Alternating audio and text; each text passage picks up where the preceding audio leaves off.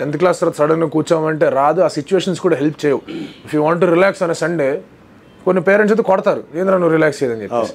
So మనం కొంచెం వెనక్కి వెళ్ళాల్సి వస్తుంది. ఈ ప్రాక్టీస్ అనేది మనం 9th 10th 8thలో కాస్త కొంచెం అలవాటు చేయాల్సిన పరిస్థితికి వచ్చాం. 9వ క్లాస్ నుంచి చేయాలండి.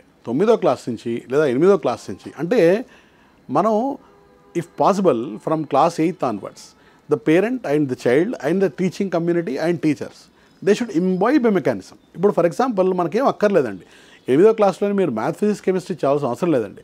ఫర్ ఎగ్జాంపుల్ 8వ క్లాస్లో తీసుకొని మీరు ఏమి కెమిస్ట్రీ చదవకండి.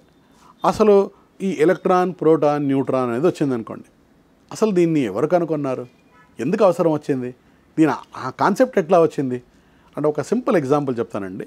కెమిస్ట్రీలో ఒక కాన్సెప్ట్ ఉంటుంది, దాని పేరు వచ్చేసి ఐసెన్బర్గ్ అన్సర్టనిటీ ప్రిన్సిపల్. అన్సర్టనిటీ ప్రిన్సిపల్లో ఏం చెప్తుందంటే you cannot measure the momentum as well as the position of an electron simultaneously అన్నారు. ఈ ఐడియా ఐసెన్బర్గ్ ఎక్కడి నుంచి వచ్చింది తెలుసా అండి?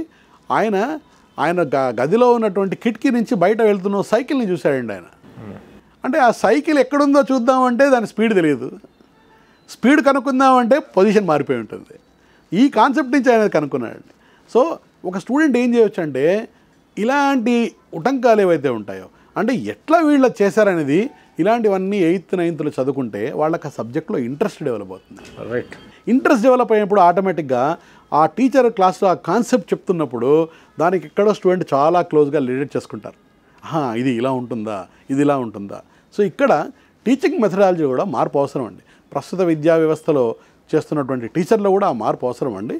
ఎందుకంటే టీచర్లు కూడా కేవలం నేను ఒక ఎంట్రన్స్ ప్రిపేర్ చేయాలి, ఒక క్వశ్చన్లు ఇచ్చేసేయాలి, ఈ క్వశ్చన్లకు వీడు ఆన్సర్ చేస్తే వీడికి ర్యాంక్ వస్తుంది అనే కాన్సెప్ట్ కాకుండా దాన్ని మన నిత్య జీవితంలో మనం తీసుకునే ఎగ్జాంపుల్స్కి అటియస్ట్ క్లోజ్గా ఎక్కడొస్తాయి చూసి అటువంటి ఎగ్జాంపుల్స్ మనం పిల్లలకు ఇవ్వాలి.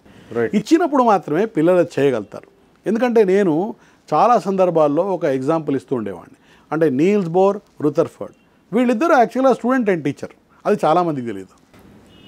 అంటే ఇంకొక ఆయన ల్యాబ్లో పనిచేస్తూ గురువుగారు చెప్పిందే కాదనేసాడు, అది రాంగ్ ఆయన చెప్పింది అన్నాడు. అంటే ఈ ధైర్యం మనం ఈరోజు ఎంతమంది చేయగలుగుతాం? సో ఆ కంటెంపరీ కైండ్ ఆఫ్ థింకింగ్ అనేది స్టూడెంట్కి రావాలంటే మనం ఆ కైండ్ ఆఫ్ ఇంట్రెస్ట్ అనేది 8th 9th జనరేట్ చేసి అలాంటి పుస్తకాలు, ఇలాంటి ఫ్యాక్ట్స్ ఇవి తెలుసుకునే విధంగా వాళ్ళని బాగా ఎంకరేజ్ చేయాలి. Like and subscribe Eagle Media Works.